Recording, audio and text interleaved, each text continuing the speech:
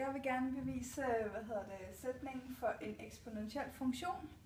Og sætningen er, hvis grafen for en eksponentiel funktion går gennem punkterne x1, y1 og x2 og y2, så kan man beregne fremskrivningsfaktoren med a er lige med x2 minus x1 når rod af y2 divideret med y1.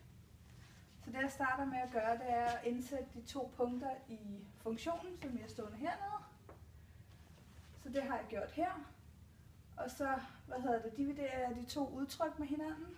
Så det kommer til at hedde y2 divideret med y1 er lige med b gange a opløftet i x2 divideret med b gange a opløftet i x1. Og så fordi at der står b på begge sider, så går de ud med hinanden. Og så derfor kommer den til at hedde y2 divideret med y1 er lige med a opløftet i x2 divideret med a opløftet i x1. Og så bruger vi så en potensregneregel, som jeg har skrevet herhen.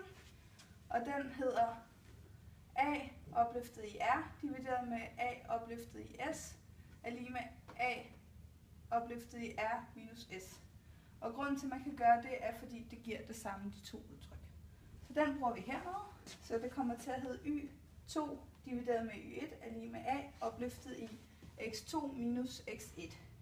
Og så fordi vi vil isolere a nu, så tager vi så og flytter det om på den anden side af lighedstegnet, så den kommer til at hedde x2 minus x1 når rod af y2 divideret med y1 er lige med a. Og sådan har jeg bevist det.